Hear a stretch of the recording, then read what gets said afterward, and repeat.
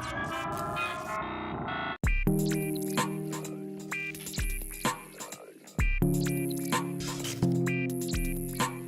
the arts and humanities, at the moment, we're very lucky because we've got all sorts of new data, new possibilities, new technologies that can help us change our research. Today is about getting ideas. It's an attempt to inspire people to think about the ways in which digital technologies can help transform arts and humanities research.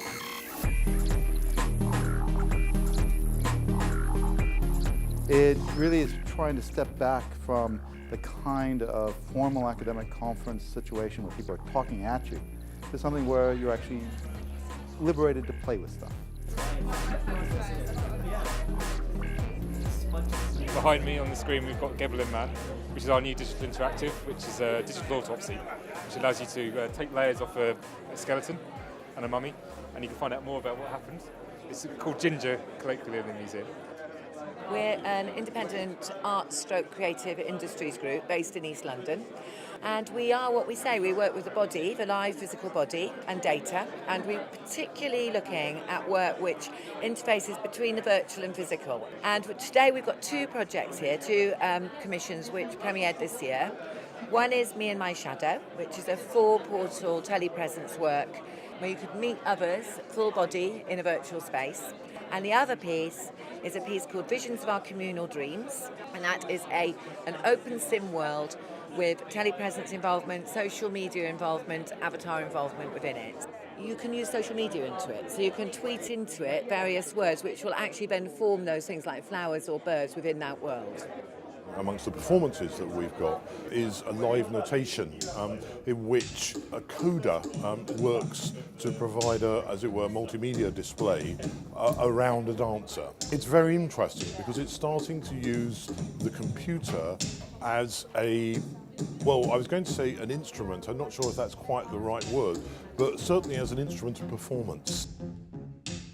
At the end of this day, what we really want to see is a series of groups and connections that move on towards funded projects, that move on towards changing how people in their own university actually interact with others on a national and international basis, and not just across disciplines, but across technological boundaries as well. This is the data dress. It was made over the weekend of London Fashion Week, and we came up with the idea and started working on it on Friday night, and then by Sunday we had the dress. It was all made by downloading images and on the hat tweets using the hashtag London Fashion Week. And we took it out onto the street with a model, and then people photographed and blogged it. It was trying to really make an understanding of the complexity of massive data that London Fashion Week now is. I'm based in archaeology, and so the things I'm talking about primarily today are 3D printing and other forms of representational work that we've been doing based on the Portus project, which was an AHRC project. This statue came out of the ground from Portus in 2009, I think. Objects like this can't leave museums very often, so 3D printing gives us an opportunity to make objects that are tactile, can be handled, thrown around and just enjoyed by people, really, and help people to learn. I'm one of the founders of Moot Hall. Moot Hall's here today with one of our projects called Chai Tech, and that's a little pun on computer-human interaction with a tea theme. And we invited 20 leading women artists to technologically modify a teapot. And then we had a showcase and giant tea party in the garden of the V&A last year as part of London Design Festival. We have one that was 3D printed. Some of them are interactive, using technology to display lights. We have one by Team Beck. It's called Lightpot, and it asks you to text it a colour, and once you've texted the colour, it changes to that colour.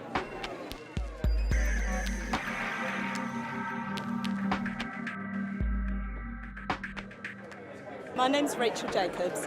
I'm an artist and a PhD student at the moment. What is here in front of me, or behind me rather, is some inflatable sculptures that are responding to carbon dioxide levels in the room and decibel levels.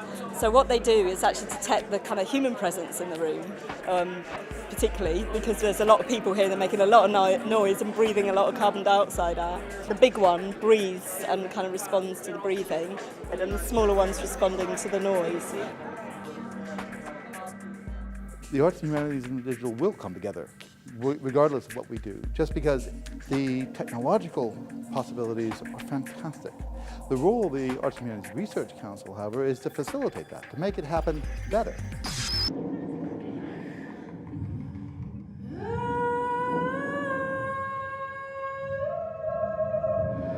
The gloves are used by the singer and musician Imogen Heap, and they were developed by her with academics at the University of Western England. So this is notes mode, so I can access the pitch bend, or filters, or... So I've got my kick on my right hand and my snare on my left hand. And over here, I've got kind of a low bass drum. And then over here, I've got some kind of other thing. Again, it's that interaction between the digital and the material. It's the way in which the digital is moving from being more than something that's just on our computer screen towards something that we wear, something that we can use to create physical effects, and something that will help reshape the material of everyday life. We're living through a revolution, and when you're living through a revolution, it's very hard to know A, what's happening, really, and B, where it's headed. We're encouraging people to create new types of scholarship, new types of art, new types of humanities from the technologies that are available to us. And they can be used to ask new questions.